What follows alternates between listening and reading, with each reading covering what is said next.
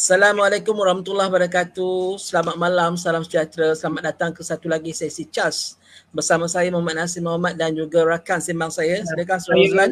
Rozlan Muhammad Noor, seperti biasa terus berlangsungan siri yang ke berapa ya tuan? Saya dah lupa. Tapi 31. 31 ya, malam. 31. Kita dah 31 minggu bersiaran.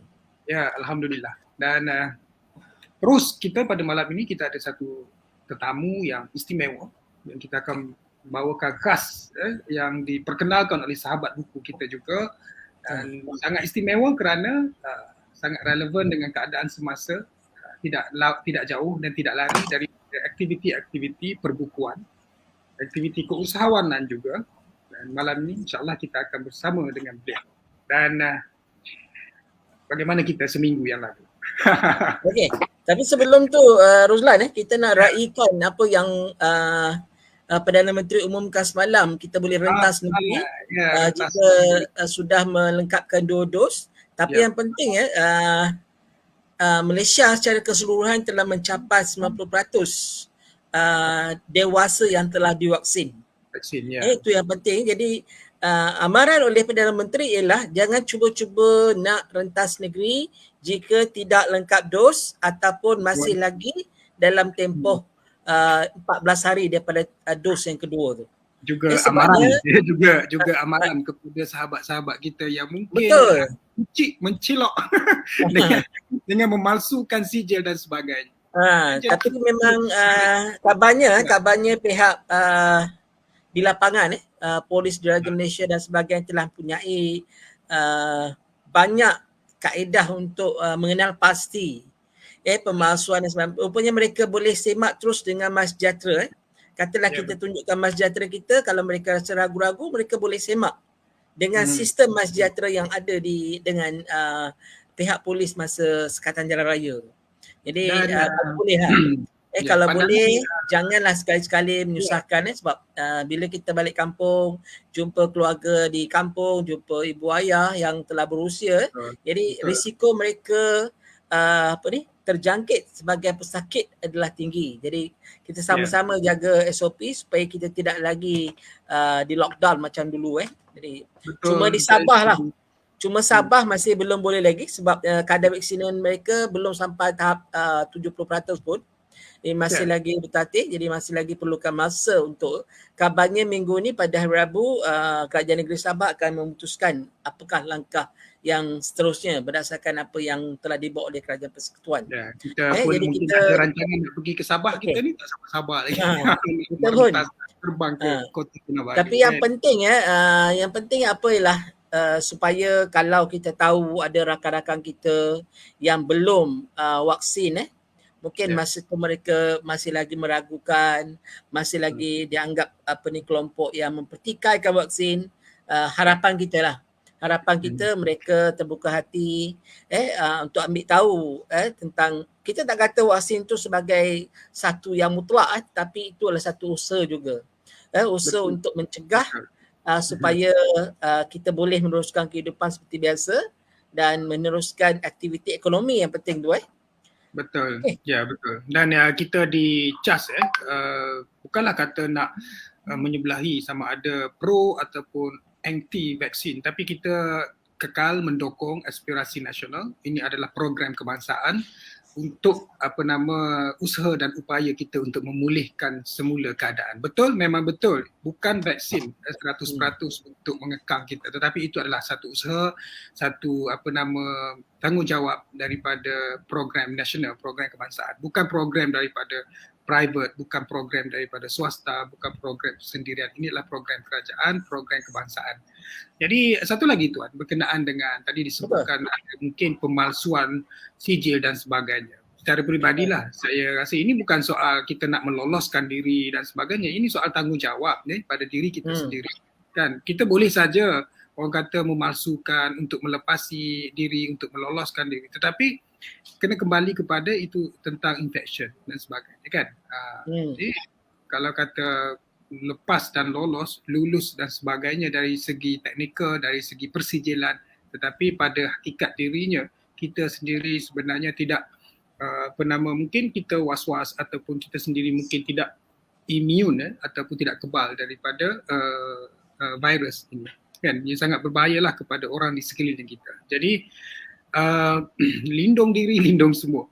Maksudnya itulah. Itulah kita tak patut sepatutnya pentingkan diri sendiri, membuka risiko kepada jangkitan dan juga COVID tu COVID tu sendiri. Kalau boleh kita patuh. Kalau kita memang tak ada tidak lagi disuntik vaksin, mohon jangan rentas negeri, kerana selain daripada compound, itu juga akan menyusahkan kepada pihak-pihak lain yang mungkin tidak bersalah, yang ada di kampung ibu bapa kita dan sebagainya. Jadi elakkanlah. Okay, Roslan, apa aktiviti sepanjang minggu lepas yang boleh dikongsikan? Okey, seperti biasa juga untuk beberapa minggu kebelakangan ini tidak banyak aktiviti, walau bagaimanapun ada beberapa perancangan-perancangan, terutamanya baru beberapa hari yang lepas kita bermesyuarat untuk ahli jawatankuasa tertinggi PENA. Kita juga akan melancarkan satu antologi puisi berkenaan dengan senario politik semasa. Inilah ruang-ruangnya dan peluang kepada sahabat-sahabat kita yang suka berpuisi tetapi menyentuh soal hal ehwal politik. InsyaAllah kita akan naikkan poster nanti. Dan ini adalah bersifat kolaboratif. Antologi terbuka kepada ahli dan juga bukan ahli. Dan adalah beberapa syarat-syarat yang mudah yang akan kita paparkan nanti. Dan kita akan mengumpul seberapa banyak puisi yang berkenaan dan berkisar berkenaan dengan senario politik semasa tanah air, insyaAllah. Dan selain itu, pada lusa 13 hari bulan, saya juga terlibat dengan satu webinar. Saya naikkan poster jap. Ya, kita ada poster, mungkin tuan-tuan dan puan-puan boleh sama-sama untuk merebut peluang bersama dengan tokoh-tokoh. Webinar selama 2 hari Ya, 2 hari, 17 dan 14. Kita ada 2 hari. Poster dia dulu. 13 dan 14 Oktober pada Rabu dan Khamis. Okey, itu posternya dah di layar sekarang ni, Roslan. Setengah hari saja dianjurkan oleh kemudi, diurus selia oleh Syahidah. Maknanya 2 hari tapi 10 hingga 12, 10 hingga 12 Ya, betul. Ada 2 panel untuk setiap hari. Okey. Dan juga mendapat sokongan dan dukungan daripada Dewan Bahasa dan Pustaka dan juga daripada organisasi baharu iaitu Malaysian Reprographic Rights Centre ataupun MARC. Pada hari yang pertama, saya bersama dengan sahabat saya Cik Ahmad Hussein Tajuddin yang merupakan ketua pegawai eksekutif yang pertama dan baru bagi MARC, MARC, di mana saya juga salah seorang daripada ahli lembaga pengarah MARC. MARC merupakan satu badan yang mengawal selia dan mengelola hak dan royalti pengarah. Ini untuk maklumat lanjut, untuk pengetahuan lanjut berkenaan dengan MARC, mungkin tuan-tuan dan puan-puan perlu terutamanya penulis khususnya bersama dalam webinar inilah untuk mengetahui fungsi dan peranan sebenar MARC. Kalau kita tengok dalam erti kata, ya silakan. Webinar ni percuma Ya, ini percuma sahaja. Okey. Mungkin kita juga selepas ni akan jemput saudara Hussein juga untuk bercakap dalam CHAS juga mengenai MARC ni supaya lebih ramai orang cakna mengenai apa sebenarnya hak mereka sebagai penulis, khususnya dalam era kepesatan media sosial ni. Betul. Secara umumnya kalau saya boleh kongsikan antara fungsi dan peranan yang akan dibawakan di dalam webinar ini adalah kalau kita faham bagaimana royalty dan collection ataupun kutipan royalty daripada penyiaran unsur muzik misalnya dan juga lagu oleh MHCP sebelum ini, dan demikianlah kita apply dalam hal-hal berkenaan dengan urusan penerbitan, percetakan dan juga digital. Hal-hal berkenaan dengan kandungan buku, majalah, teks, ilustrasi. Jadi ada satu usaha dan upaya untuk mendapatkan apa-apa hak kembali untuk dibayar kepada para penulis, terutamanya royalty yang bocor lah kita kata, leaking, yang leak royalty, di mana perlakuan ataupun aktiviti fotokopi, aktiviti seperti Giliran dahuluan lah. Giliran dahuluan. Giliran dahuluan. Dia bukanlah berdasarkan kepada kontrak semasa. Dia yang leaking. Contoh yang masih bagi ini yang tiris. Sebagai satu contoh yang mudah lah, kalau kita tengok di IPT ataupun di IPTA, IPTS ataupun di institusi pendidikan, banyak berlaku aktiviti photostat dan sebagainya kan, dan itu yang kita akan cuba gunakan satu mekanisme untuk mendapatkan hak pembayaran kepada penulis, walaupun tak banyak tetapi itu tetap hak mereka yang terkumpul mungkin sepanjang 5 ke 10 tahun kan, adalah insyaAllah, dan akan diperincikan lagi nanti fungsi dan peranan bersama dengan Cik Hussein kita dalam webinar tu lah. Ya, insyaAllah. Roslan, sementara kita menunggu tetamu kita ni yang akan bersama kita pada malam ni, saya nak kongsikan satu lagi yang maklumat ini mengenai bengkel yang kita tangguhkan daripada 2 Oktober kepada 23 Oktober yang masih lagi dibuka, dan alhamdulillah penyertaan makin bertambah, dan kalau boleh kita war-warkan juga kepada rakan-rakan mereka yang berminat untuk menyertai bengkel penulisan travel memo pada 23 Oktober. Yurannya hanya RM150 sepanjang bermula 8.30 pagi hingga 1 petang, dan boleh memilih untuk berkarya juga menulis ataupun berkolaborasi dalam buku travelog yang bakal kita terbitkan, iaitu satu lagi usaha sampingan dalam bengkel ni. Yang bengkel ni memang ada, kemudian kita ada usaha sampingan, tambah saja RM50, tuan-puan boleh mintai projek kolaborasi penulisan travelog.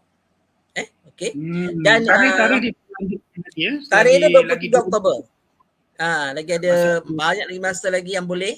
Kita ada lebih kurang 12 hari lagi untuk tuan-puan untuk mendaftar. Untuk mendaftar hubungi Syifa di 017-565-5656 ataupun boleh juga imbas kod QR tu. Akan mendapat buku panduan. Buku panduan ni menarik dia berkaitan dengan 2 buah buku yang telah Zini ataupun Puan Zini tulis, iaitu Marrakesh dan juga Badai Rindu Athens. Jadi dua-dua buku ni akan jadikan bahan rujukan semasa bengkel tu. Dan kami berharap mereka yang menyertai bengkel ni juga akan menyertai program susulan yang kami sediakan dengan tambahan RM50. Itu satu wadah untuk kita dapat dengan segera buku yang bakal terbit bersama dengan rakan-rakan peserta dalam bengkel ini. Okey, itu yang setakat ni. Okey, Roslan, kalau boleh kongsikan apa yang sedang dibaca sekarang ni? Saya ada membaca satu buku yang sebenarnya saya dah baca 2 bulan yang lepas. Lagi baca lagi sebab masih lagi duduk di erak gitu kan. Power Friending berkenaan dengan bagaimana kita memanfaatkan para sahabat-sahabat kita dalam melanjutkan upaya terutamanya dalam hal-hal berkenaan dengan pemasaran dan perniagaan. Buku itu genrenya boleh dikatakan sebagai motivasi dan inspirasi lah, diterbitkan. Tajuknya apa? Kalau boleh kongsikan tajuk? Power Branding. Power Branding. Okay, Power Branding. Bukan branding, friending. Friending? Yes. Okay. Power Branding. Power Branding.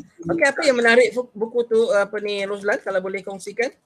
Ya, bagaimana sebenarnya kita boleh convert sebenarnya antara modal dan aset dalam perniagaan, selain daripada modal dan aset yang kita belajar di universiti, itu adalah networking dan juga sahabat-sahabat, kawan-kawan kita merupakan satu janaan kepada bagaimana kita nak menyebarluaskan terutamanya aspek pemasaran lah, aspek pemasaran, dan bagaimana mengenal pasti psikologi kawan-kawan yang terdekat, kawan kepada kawan kita dan sebagainya.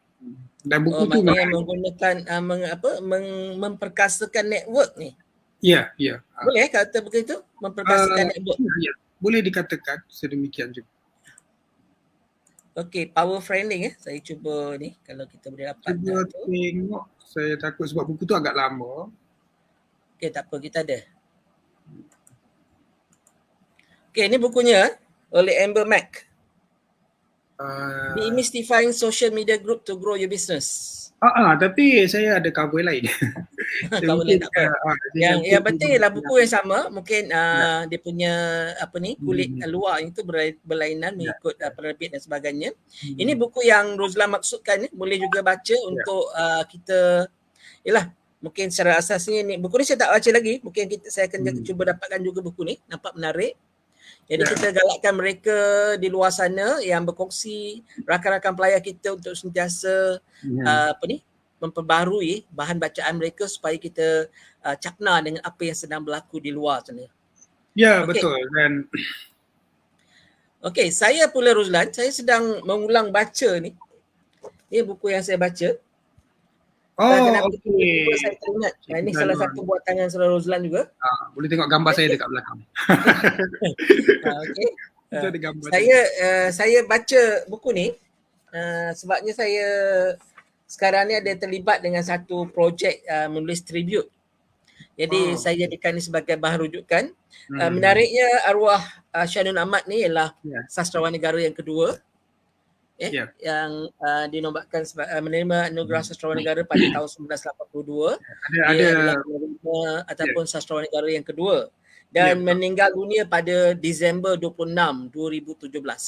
Ya, betul. Dan ada satu kisah yang agak menarik ketika saya menelusuri perjalanan untuk membuat pengumpulan bahan dan sebagainya dalam membina, mencipta dan juga menghasilkan buku tersebut. Kita pergi ke Kedah kita pergi ke Kedah dan kita pergi menjejak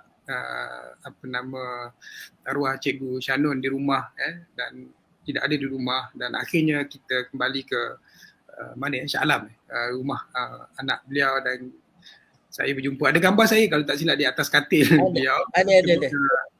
Ketika ada satu sesi interview terakhir bersama dengan arwah Rahimudin. Ya, arwah Rahimudin Zahari. Arwah Rahimudin, sahabat kita. Tak silap saya tahun 2015 ke macam tu peristiwa itu. Yang menarik pada pihak saya pula ialah beberapa minggu sebelum cikgu meninggal dunia, arwah meninggal dunia, kami juga ke Pulau Pinang dalam usaha untuk bertemu beliau, tetapi beliau sedang dalam perjalanan ke Bangi, ke rumah anaknya di Bangi. Jadi kami berselisih.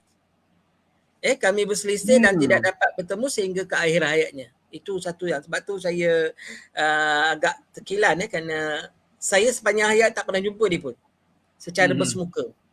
Jadi itu peluang terakhir pun memang terlepas sebab mungkin tidak ada jodoh. Okey Rozlan, kita tamatkan perbincangan atau percakapan kita mengenai buku, apa yang kita baca dan sebagainya. Tetamu kita sudah berada di layar sekarang ni. Kita nak naikkan beliau di layar sekarang ni. Boleh. Dan sementara itu mungkin ini satu pesanan juga, mohon kawan-kawan dan sahabat kita untuk terus mengongsikan video kita, mengongsikan siaran kita supaya lebih ramai lagi sahabat-sahabat kita, sahabat Tuan Nasir, juga sahabat tetamu kita untuk mengikuti siaran kita, bersama-sama berkongsi pengalaman dan perjalanan sang pedagang buku. Okey, Assalamualaikum Puan Amirah. Assalamualaikum warahmatullahi wabarakatuh. Okey, sihat Alhamdulillah. Okey, saya mohon nasihat, jangan tengok yang dalam kurungan tu kaki sakak tu, jangan risau. Saya mohon nasihat dan rakan sembang saya, Saudara Rozlan. Silakan Saudara Rozlan. Ya. Saya ini adalah satu malam perkenalan. Jadi fresh lah kita. Saya Rozlan Muhammad Noor, rakan CAS, rakan cakap apa saja bersama dengan Tuan Nasir kita, dan kini malam adalah malam yang ke-31, minggu ke-31 kita bersiaran konsisten tanpa henti setiap minggu pada Isnin malam.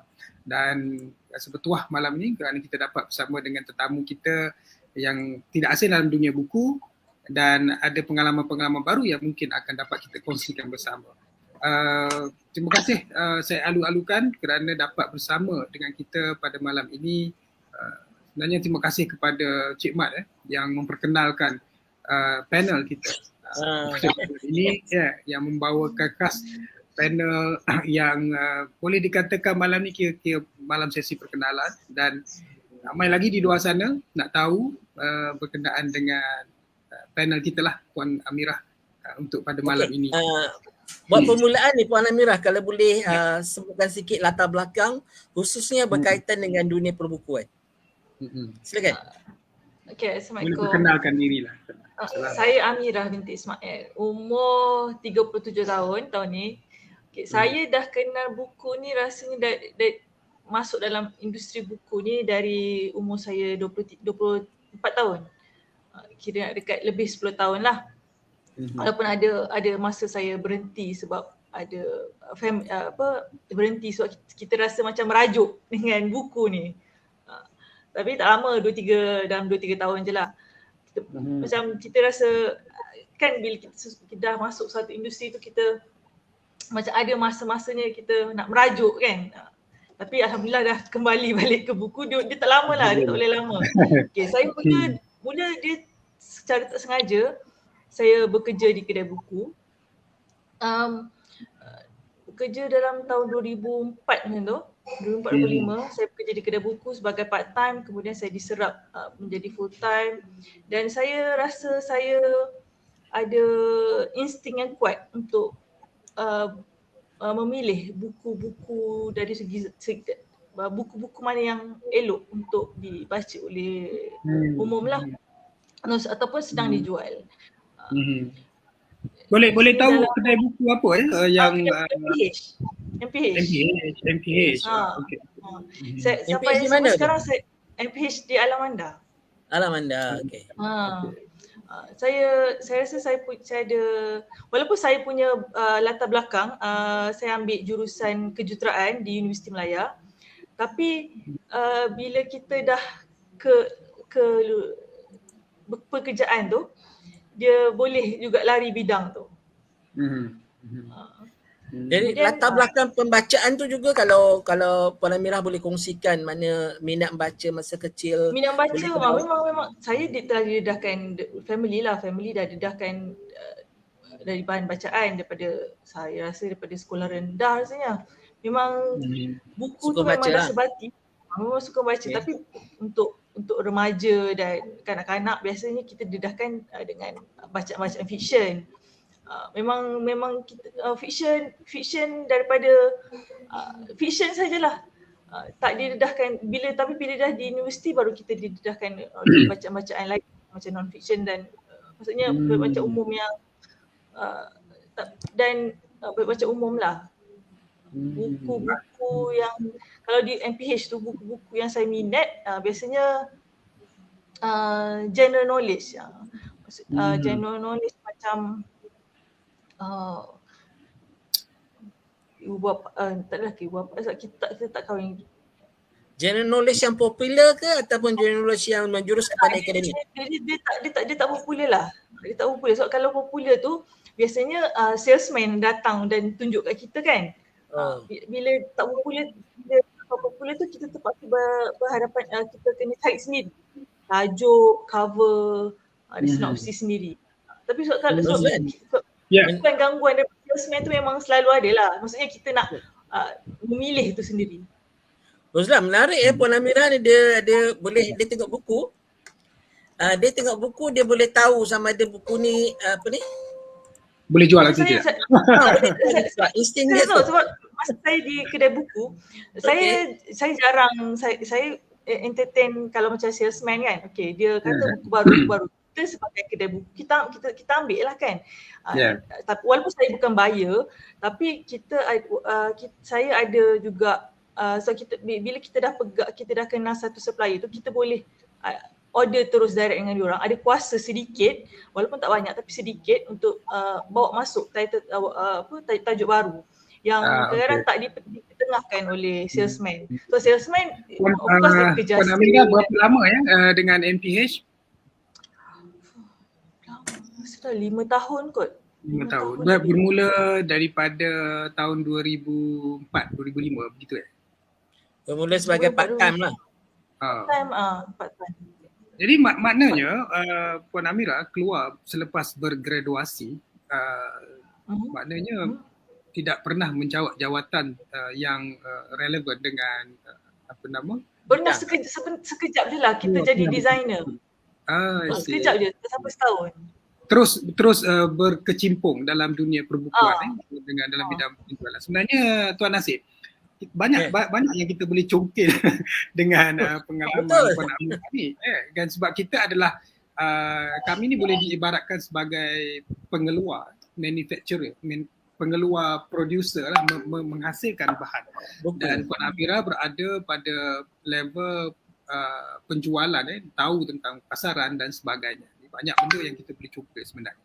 Dan dalam tempoh masa 5 tahun bersama dengan MPH itu, dan saya tahu tahun 2004-2005 itu tahun yang boleh dikatakan high time lah, peak lah masa tu.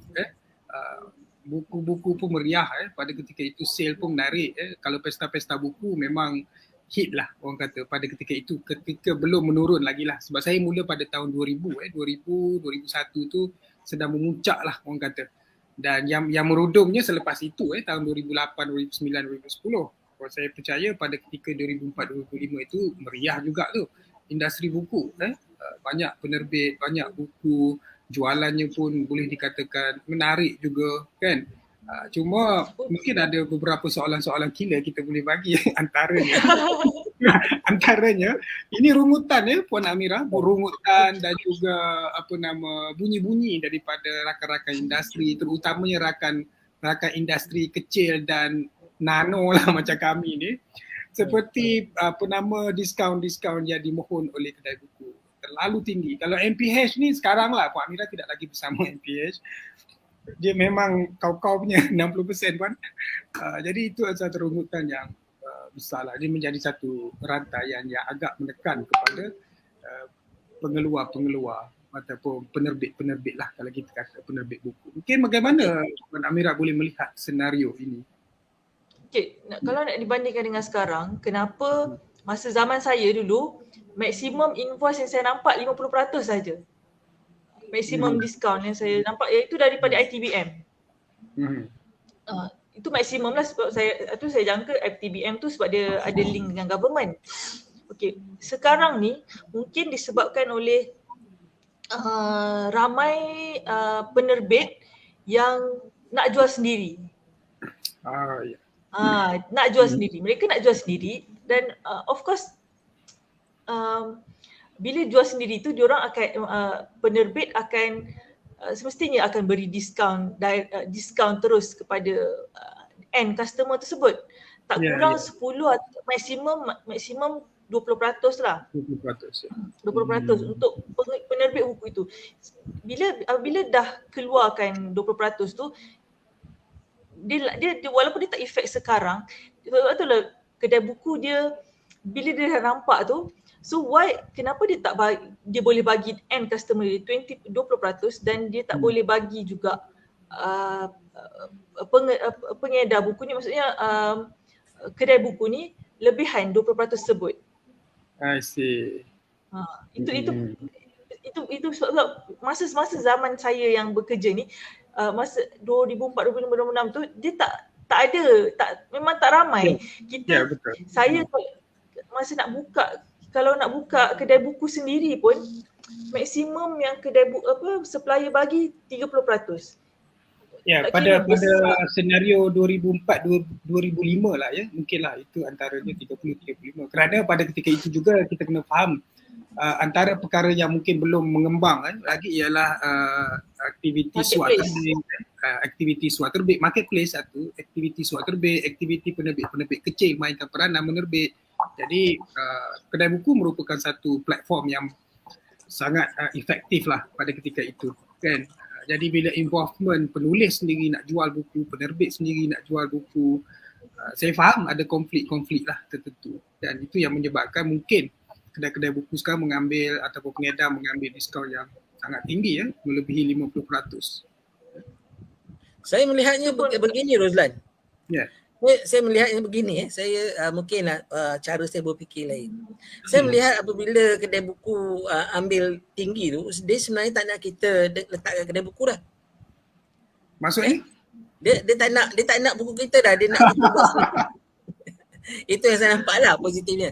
Okey, saya nak tanya Puan Amira, daripada mula-mula masuk ke dalam kedai buku pada 2004 atau 2004 tadi, Dan dulu pada 425. akhir selepas sehingga nak meninggalkan tu, apa trend pembelian yang Puan Amira boleh kongsikan dengan rakan-rakan pelayar kat luar? Ya. Maksudnya pada masuk bekerja, Dalam tempoh kemudian masuk. pada akhir bekerja tu apa di trend yang ketara lah? Sama ada meningkat, orang pergi ke kedai buku, orang beli buku, kesedaran untuk memiliki buku, kesedaran untuk membaca. Apa yang Puan Amira nampak? Meningkat tu ya, dari segi contohnya pembaca-pembaca cilik lah, pembaca kanak-kanak dan ibu bapa yang nak bawa anak tu ke kedai buku untuk memilih sendiri, memberi kebebasan untuk mereka memilih sendiri bahan bacaan mereka. Dari kalau sekarang daripada dulu sampai sekarang ni makin lama dia punya trend tu makin meningkat. Cuma kita dari segi pasaran agak limited untuk penerbitan buku kanak-kanak ni. Tapi memang sebab dia Muannaga buku kanak-kanak ni dia tak ada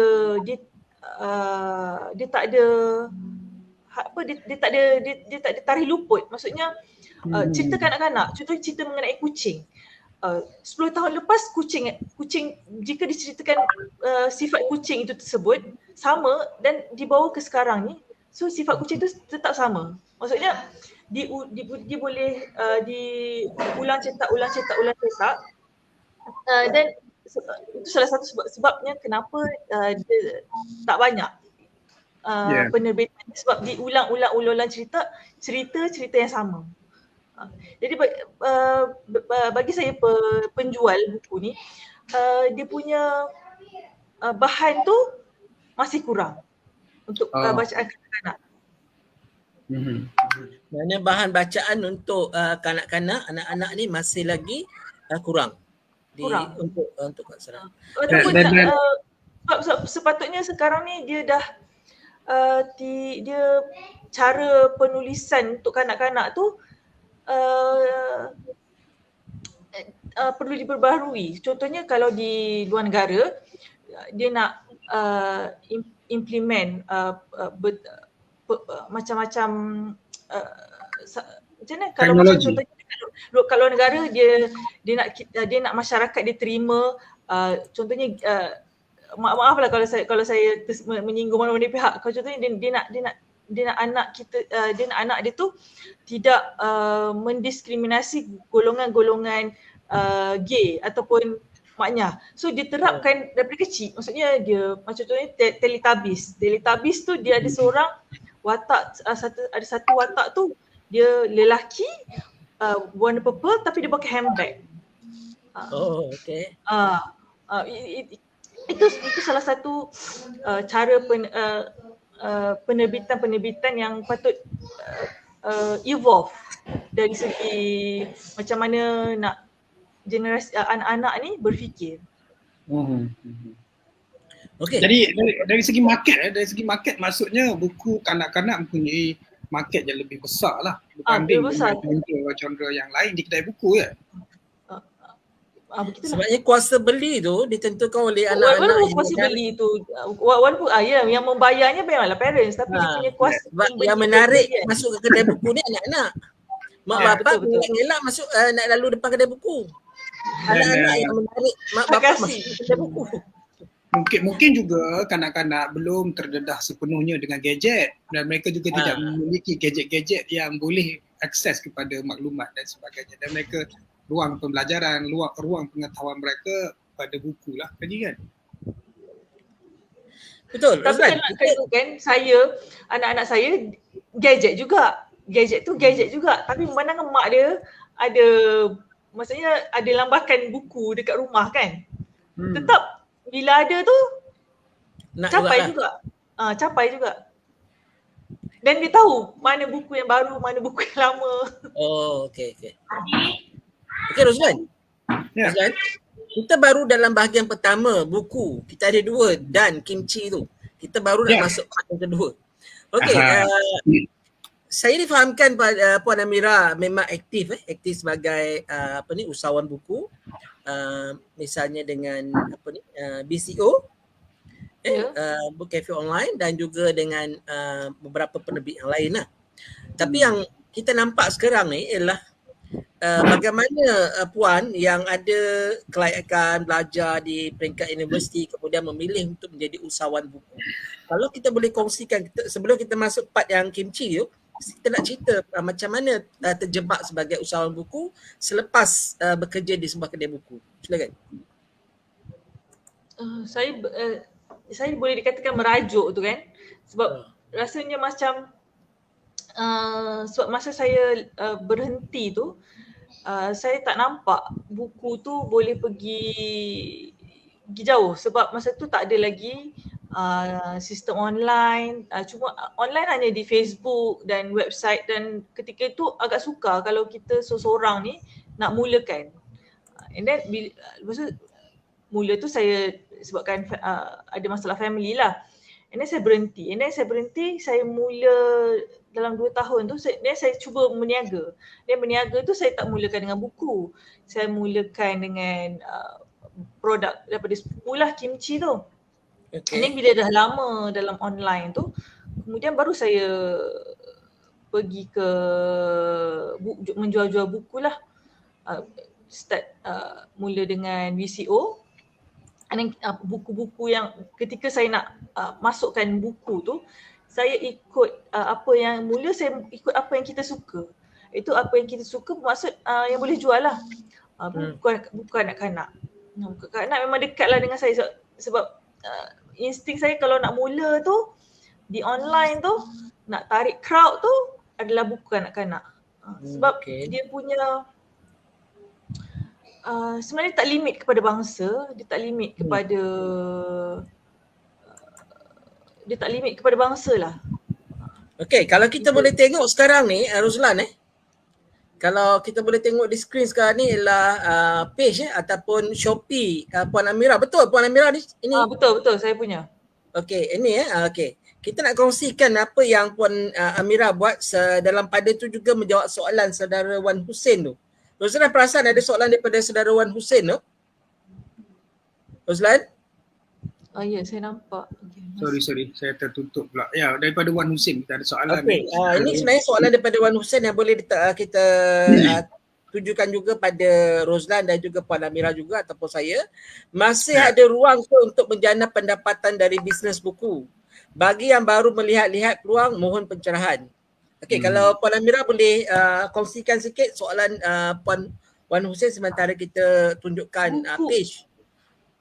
Buku ni yang satu yang bagusnya adalah buku dia tak ada tarikh luput. Dia tak ada tarikh luput. Jadi bila kita bermula dengan bisnes buku ni, dia bukan tepat, tapi dia tak sebenarnya tepat, tapi dia memberi peluang. Untuk physical store mungkin buat masa ni tak ada, tapi di online sangat luas.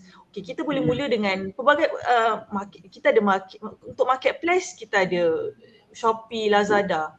And then sekarang ni ada saya dengar buku mall. Itu buku mall. Buku mall pun untuk jual buku sahaja. Kemudian ada lagi satu Carousel. Carousel dan Mudah. Carousel dan Mudah ni terkenal dengan buku-buku tempat-tempat jual barang terpakai. Tapi walaupun bagaimanapun dia dah mula untuk meniru sedikit sebanyak marketplace yang lain. Jadi kita belian buku ni kita boleh belian buku ni kita boleh tengok dengan jualan-jualan yang di marketplace lah, bilangan-bilangan buku yang dijual. Memang banyak.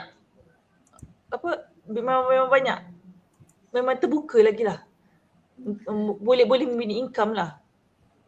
Okey, soalan saudara Wan Hussein tadi, Cik Mat kita dah jawab juga. Dia kata boleh tinjau di sini usahawanbuku.com/link/pendaftaran. Boleh kalau banyak platform. Platform untuk menjadi usahawan buku, Puan Amira pun dah jawab tadi. Ruang untuk bisnes buku, bukan kedai fizikal kedai online masih lagi terbuka dengan luas. Kerana menurut Cik Mat juga, cuma tengok Cik Mat punya ulasan ni, jika RM 1 juta setahun sales itu, tuan kira bagus atau tidak? Ini semua ialah kelompok-kelompok ataupun league liga di bawah Puan Amira dan juga Cik Mat kita yang jualannya boleh jadi RM sejuta setahun. Difahamkan dalam BCO tu Roslan Dalam BCO tu ada rakan usahawan buku yang telah pun mencapai sehingga 1.6 juta pada sekarang saja. Sekitar penghujung bulan 9 mereka dah capai 1.6 million in sales. Jadi tidak mustahil bahawa saudara Wan Hussein tu masih belum terlambat lah untuk mencubakan diri dalam dan kita ada malam ni kita ada idola kita ada idola kita yang kita boleh contohi Puan Amira sendiri. Jadi saya pun sebenarnya tak pandai bisnes online buku dan sebagainya. Saya dah nak jumpa dah sifu saya akan berguru, terutamanya Cik Mat kita lah. Cik Mat kita dah sukses lah. Saya dah sesi keempat dah jumpa Cik Mat ni. Dan malam ni kita ada satu setiap idola minggu baru, pergi jumpa Puan Amira. Sekurang-kurangnya boleh tunjuk bukan saja kepada saya dan Tuan Asri, kepada sahabat-sahabat penonton kita. Mereka sebenarnya betul macam Puan Amira sebutkan tadi, ada ketika zaman perasaan yang kecewa, down, merajuk dan sebagainya kan, terutamanya industri buku ni. Ramai dalam keadaan sekarang pun, dalam tempoh 2 tahun PKP lagi teruk. Jadi saya harap mungkin ini boleh memberikan satu suntikan baru kepada saya sendiri, kepada Tuan Asri, kepada sahabat-sahabat penonton kita, di mana ruang dan peluang untuk meneroka lebih lagi industri buku, penjualan buku khususnya online, ada lagi ruang lah, ada lagi peluang. Mungkin Mbak Amira boleh memberikan sedikit motivasi kepada kita semua. Okay. Sebelum teruslah, saya nak lontarkan satu pertanyaan juga. Dia bermula sebagai orang buku, bekerja di kedai buku, kemudian bila merajuk ataupun selepas tu dia masuk dalam bidang online, dia tidak mula dengan buku. Dia mula dengan makanan kunci tu, benda-benda lain. Jadi kita nak tanyalah kepuasan dan juga dari segi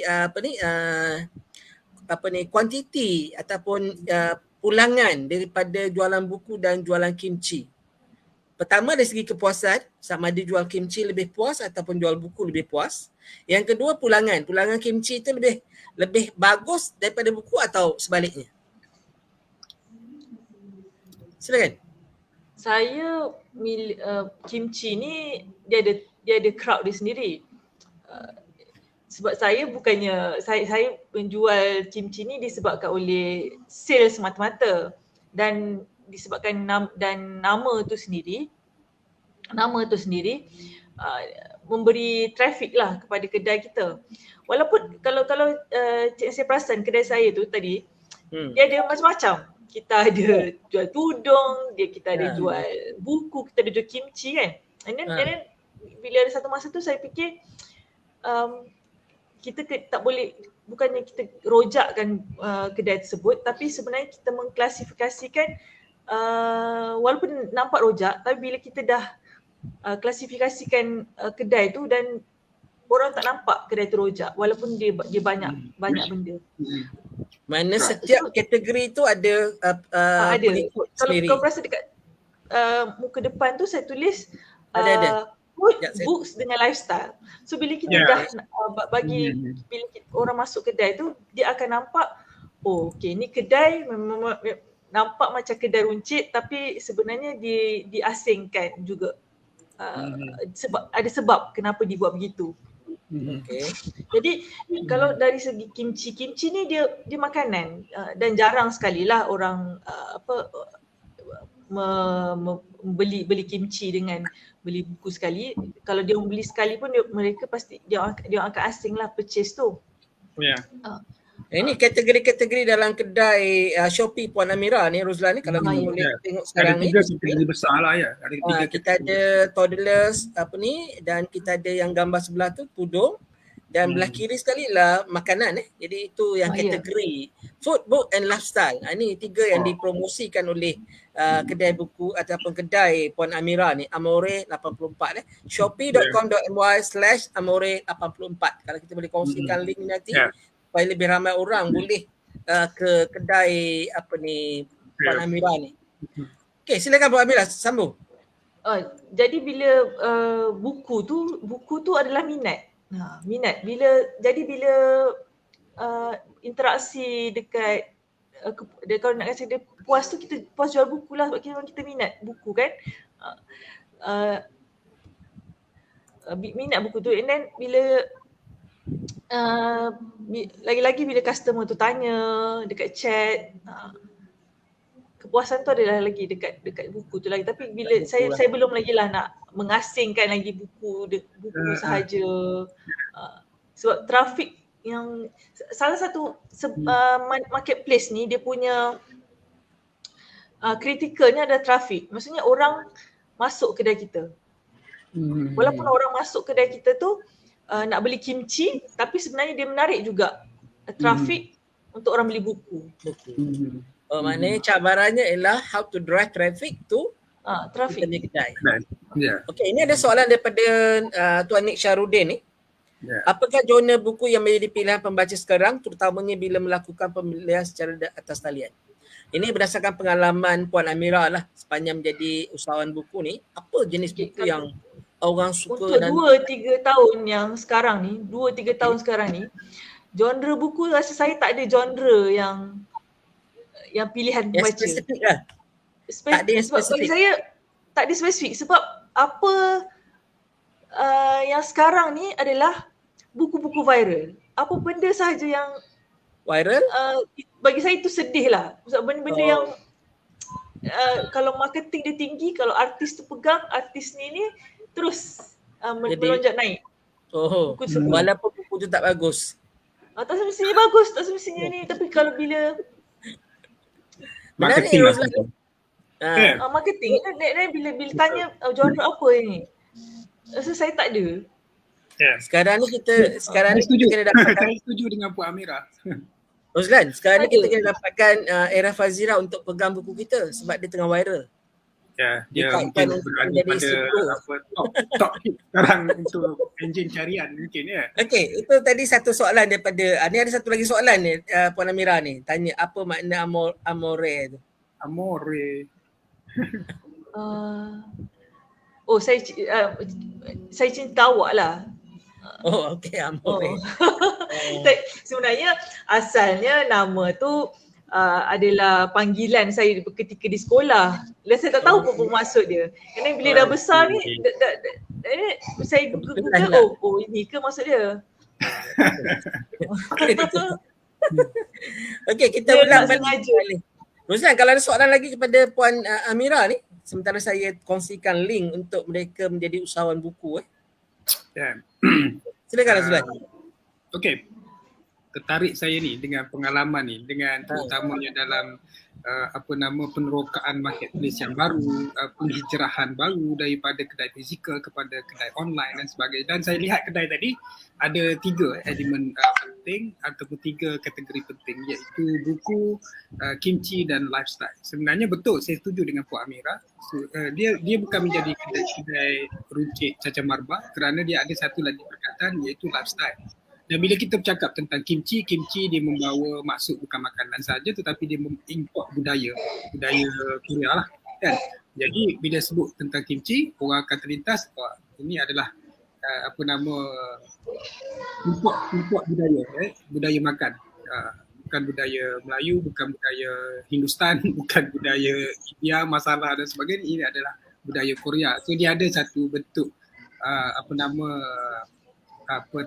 tema dia. Jadi mungkin Puan Amira boleh berikan nasihat terutamanya kepada penulis dan penerbit, suaterbit yang menerbitkan sendiri, yang nak menjual sendiri karya mereka.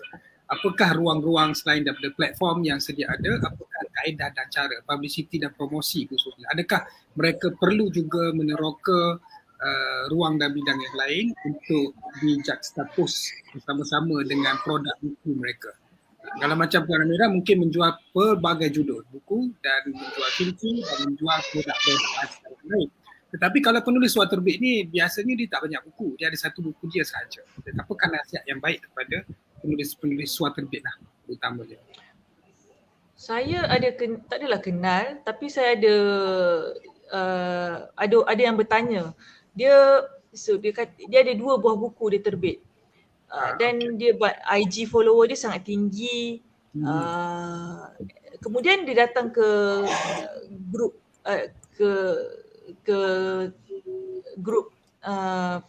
jualan ni, dia tanya macam mana nak jual. Dia kata dulu sale dia tinggi tapi sekarang ni sale dia rendah. Kemudian saya tengok IG dia tinggi follower dia. Kemudian IG dia tinggi follower dia. Dan apa benda yang dijual dan interaction di IG pun tinggi. And then kenapa tak convert? Maksudnya tak terjual. Yeah. Tak terjual. Bagi saya apa yang dia buat, dia penerbit sendirilah dan dia tak nak hantar ke penerbit besar dan dia tak nak hantar ke wholesaler tu, dia nak jual sendiri. Apa yang saya rasa dia bukan untuk orang beli buku dia juga. Sekejap ada. Banyak dah.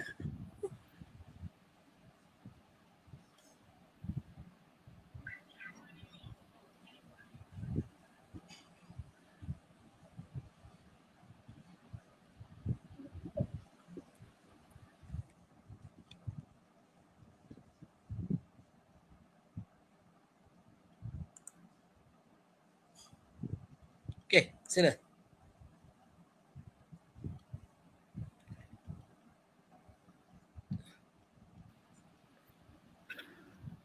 Kita ada soalan lagi daripada peserta tadi. Okey, sorry ada Grab sampai tadi. Okey. Teruskan. Okey. Apa tadi? Okey. Dan saya ni bila tegur orang, saya terus direct. Dia cakap kalau nak ada sale untuk 2 ketul buah buku tu je dan harap sale tu sama daripada dia buat buku tu, rasanya dah lama dah 2 tahun dan dibuat dan nak harapkan sale yang sama sepanjang tahun. Tapi rasanya tak sesuai. So kalau dia nak untuk sebab dia punya penerbitan tu dia punya buku tu dah bagus, cuma variety tu tak ada. Tapi konten media sosial dah bagus. Cuma kena copy konten yang sama ke media sosial yang lain. So macam Shopee dah ada media sosial dia sendiri. Maksudnya dia dah ada seperti media sosial dia sendiri.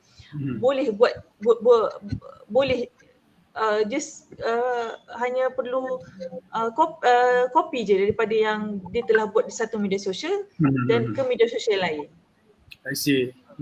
So, itu konten dari untuk maksudnya positioning dia dalam media sosial yang mana. Mungkin kalau buku tu sesuai untuk dalam Facebook, dia boleh lebihkan kepada Facebook. Kalau lebih kepada orang muda, mungkin Insta. Dia sebenarnya boleh di mana-mana. Boleh di contoh satu buku tu boleh ditempatkan di mana-mana di media sosial, cuma cara penempatan tu sendiri. Contohnya kalau di IG, dia ada di IG gambar dan tulisan.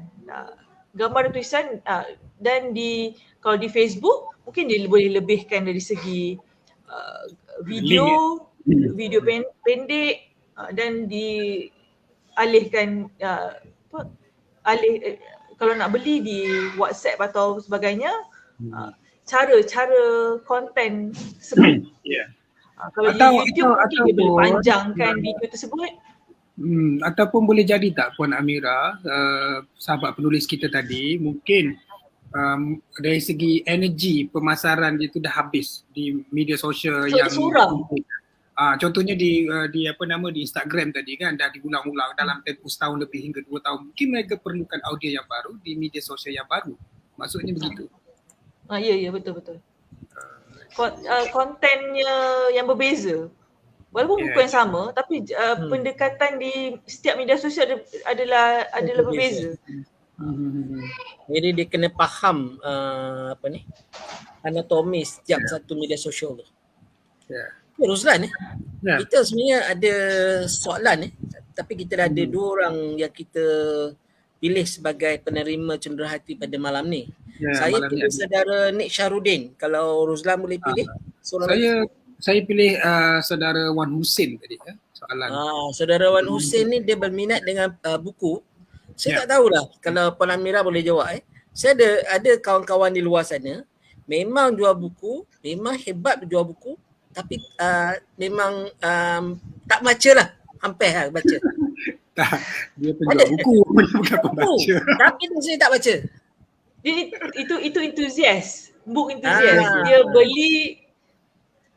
beli dia enthusiast lah. Dia memang suka buku tapi dia tak baca buku. Tak baca buku, dia jual. Collector. Tak, dia jual. Dia pandai jual tapi dia sendiri tak baca buku. Dia boleh jual. Dia boleh jual, dia boleh jadi top sales apa semua tapi dia tak baca. Enthusiast lah. Enthusiast. Okey. Dia Okey, kita ada Wan Hussein saudara Wan Hussein dan saudara Nick Syarudin. Boleh hubungi pemenang malam ni. Sementara tu kalau ada soalan lain untuk Puan Amira. Puan Amira, saya nak tanya berkenaan dengan lagi sekali tentang penulis-penulis, sebab kita banyak kelompok sekarang penulis yang menerbitkan sendiri ataupun penerbit-penerbit kecil. Mereka ada masalah dari segi closing dari segi sale.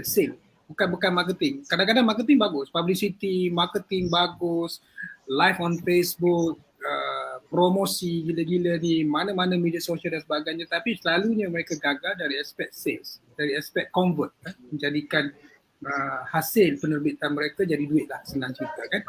Dan Puan Amira sendiri ada pengalaman, ada platform Shopee, tak tahulah mungkin ada platform yang lain. Apakah nasihat yang baik untuk penulis-penulis kita untuk memperdagangkan hasil karya mereka, buku mereka, selain daripada bila terlalu banyak publicity, banyak kita tengok ada yang buat live hari-hari dan banyak kesedaran, akhirnya mereka gagal dari segi closing lah, dari segi menjual buku mereka, convert jadi duit. Mungkin ada nasihat yang penting lah. Saya tak nampak lagi yang susah nak convert tu. So apa yang saya nampak, bila dia tak convert tu, salah satunya adalah konten-konten yang diberikan. Copywriting konten ketika di media sosial, ketika promosi. Konten, contohnya buku puisi. Buku-buku puisi rasanya dia tak diketengahkan dengan lebih. Okay, saya ada jual, saya disertai beberapa sesi di Twitter Space. Selalunya apa yang dibincangkan oleh terlampau banyak perbincangan mengenai buku, macam mana nak terbitkan buku. Maksudnya macam nak terbitkan buku, macam nak jual buku, tapi tak banyak yang konten mengenai review, seperti kalau puisi tu ada bacaan puisi, lagi-lagi review yang berkualiti, tak ada lagi. Kalau ada pun dia hanyalah hanya tulisan. Dalam bentuk audio ataupun visual. Tulisan lah, bukannya tak banyak yang dari selain daripada tulisan yang orang boleh dengar, lihat. Kalau nak menjual ni dia kena ada 3 kan. Untuk orang yang suka baca, orang yang dengar dan mata. So kalau kita nak convert convert kepada jualan, kita kena kuasai ketiga-tiga elemen ni. Okay. Kalau untuk orang yang suka baca saja, untuk orang yang suka dengar, untuk orang yang suka melihatlah kita bercakap dan menyampaikan. Tapi buku puisi ni buku Rozlan ni dia berkongsi bagaimana untuk masalah. Saya teringat buku Rupa Kaur tu, Milk and Honey, yang terjual jutaan naskah. Tapi yang penting ialah macam kata tadi lah, dia pun ada dia punya space yang digunakan untuk mempromosikan karyanya, dengan dia sendiri membacakan karyanya, diminta kawan-kawan dia baca dan sebagainya, dan benda tu jadi dia jadi viral dan meningkatkan jualan. Okey, Puan Amirah, soalan terakhir untuk malam ni. InsyaAllah kita akan jemput lagi pada sesi akan datang sebab sebab kita memang selalunya 1 jam ke 1 jam 30 minit, tapi malam ni adalah 1 jam saja kerana kita ada satu lagi sesi sebenarnya. Okey, Amirah, kalau katalah sekarang ni, tadi dah jawablah secara tak langsung bahawa kepuasan menjual buku lebih daripada menjual makanan atau benda-benda lain. Kita seronok tengok orang baca buku yang kita jual. Kita seronok dengar dia tulis dekat Shopee tu kan ada komen kan.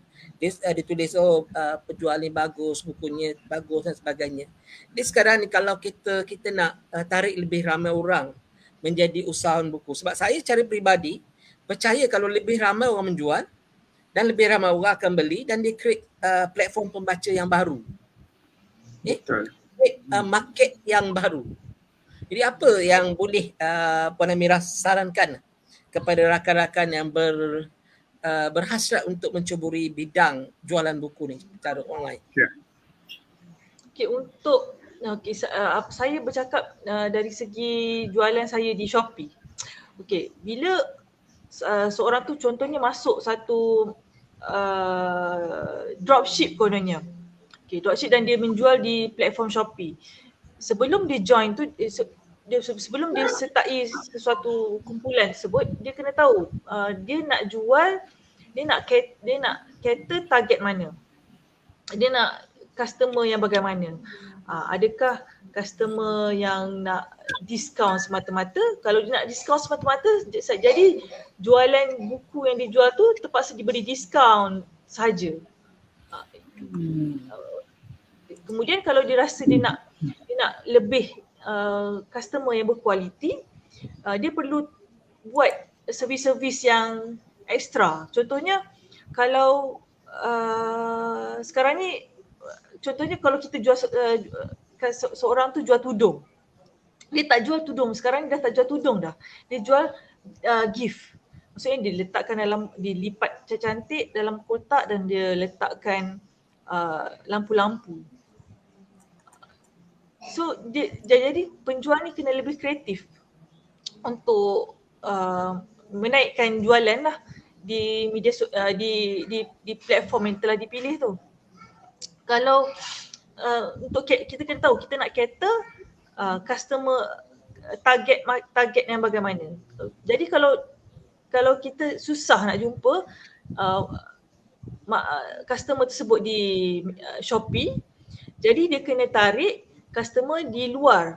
Jadi dia kena buat promosi di media-media sosial. Sekarang ni kita memang terpaksa, kalau kita tak nak pun promosi di media sosial di situasi sekarang ni, nak tak nak memang terpaksa. Kita dah tak boleh dah jalan-jalan letak flyers dekat kereta, masuk dalam post box dan sebagainya. Selit-selit, walaupun selit-selit dalam surat khabar pun orang dah tak baca surat khabar. Ya. So kita kena plan dulu, kita nak customer yang bagaimana. Tapi selalunya kalau yang orang yang baru masuk Shopee ni, dia agak senang jatuh motivasi dia sebab orang beri diskaun. Tapi jangan jatuh motivasi. Kita kena tahu kita nak target customer yang bagaimana. Okey, Rozlan, saya nak kongsikan beberapa tahun dululah sebelum saya serius masuk dalam buku dan menerbitkan, saya saja melawat dengan seorang yang bertanyakan saya buat apa? Saya kata saya jual pengalaman. Dia kata jual pengalaman. Saya tak kata saya jual buku, saya kata saya jual pengalaman. Pengalaman penulis yang diungkapkan dalam buku. Jadi saya pilih yang dia punya primary, bukan secondary. Secondary itu ialah buku, primary itu ialah pengalaman penulis tu. Okey, ini masa kata-kata terakhir Rozlan untuk malam ni. Silakan. Daripada saya. Daripada. Okey, pertama sekali saya ucapkan terima kasih kepada Amira. Sebenarnya ini satu suntikan motivasi kepada sahabat-sahabat dalam dunia perbukuan kita. Masing-masing down sekarang, kita faham. Even saya sendiri pun rasa macam kadang-kadang tak jumpa jalan dah dalam dunia kita nak meneroka dunia baru, dan kita dapat beberapa tips dan pedoman tadi bagaimana kita perlu mengembangkan lagi, lebih kreatif lagi untuk mempromosi dan mempublicitikan buku kita, dan juga mungkin tawaran-tawaran yang mengikut kepada target ataupun mengikut kepada spesifik apa yang kita nak. Contohnya memberikan diskaun ataupun memperagakan buku, memperagakan produk, bukan semata-mata produk buku tetapi mungkin menjadi satu bentuk gift ataupun apa-apa jua cara lah. Dan sangat berbahagialah pada malam ini, dan sesinya seperti rasa tak cukup sebab saya tahu, saya faham, saya selalu menerima soalan-soalan daripada sahabat-sahabat saya berkenaan dengan dunia penjualan buku lah. Ramai yang kecewa sebenarnya sekarang. Mungkin Puan Amira dah melepasi tahap itu, tetapi ramai yang sedang melaluinya sekarang, yang sedang kecewa, yang sedang merajuk sebab rasa macam dah nampak ke dinding dah ni. Tak ada ruang dan peluang lagi. Jadi saya rasa terima kasih kepada Puan Amira dalam perkongsian pada malam ini. Sekurang-kurangnya membangkitkan lagi sedikit motivasi untuk kita terus berjuang dalam dunia perbukuan, jualan buku. Dan satu motivasi juga perlu kita teroka adalah ruang lain dalam kategori lifestyle tadi yang boleh mungkin dapat kita kaitkan dengan kesukaan, kecintaan kita pada dunia buku. Terima kasih kepada Amira. Okey, Puan Amira, kita ucapkan terima kasih pada Puan Amira. InsyaAllah kita akan jemput lagi bercakap mengenai buku dan keusahawanan buku dalam sesi akan datang. Cuma pada malam ni kita nak fokuskan, nak perkenalkan dekat luar sana, ramai rakan-rakan di luar sana, rakan-rakan pelayar yang terasak oleh PKP, yang kehilangan pekerjaan, yang kehilangan sumber pendapatan, bahawa mereka tidak berseorangan. Mereka tidak lagi mengatakan bahawa mereka tidak ada jalan keluar. Banyak jalan keluar. Apa yang kita lihat Puan Amira mulakan selepas dia mula menjual makanan yang mungkin dia suka, kemudian dia libatkan juga dengan jualan buku yang dia akrab. Jadi itu satu yang kita nampak. Yang penting sekali ialah berani mencuba, berani menerobos untuk keluar dan meneruskan kehidupan. Okey, dengan kata-kata itu kita ucapkan terima kasih Roslan pada Puan Amira. InsyaAllah kita jumpa lagi pada sesi akan datang. Terima kasih, kami mohon ampun dan maaf sekiranya ada kekurangan dalam pengendalian sesi ini Puan Amira. InsyaAllah kita akan jumpa lagi. Selamat maju jaya, dan kita dah war-warkan InsyaAllah video ni akan dimuat naik dalam YouTube, dan mungkin kita akan bantu sedikit sebanyak untuk mempromosikan bahan-bahan yang dijual dalam kedai yang Puan Amira di Shopee tu Jadi itu kami ulang lagi, itu ialah shopee.com.my/amore Amore 84. Okey, Assalamualaikum warahmatullahi wabarakatuh. Jumpa lagi, selamat malam. Salam. Okey. Terima kasih pada semua yang telah mengikuti sesi kita pada malam ni. InsyaAllah kita jumpa lagi pada sesi akan datang pada minggu depan pada masa yang sama dan waktu yang sama di CHAS Cakap Apa Saja, sama dengan tetamu yang lain pula. Assalamualaikum warahmatullahi wabarakatuh.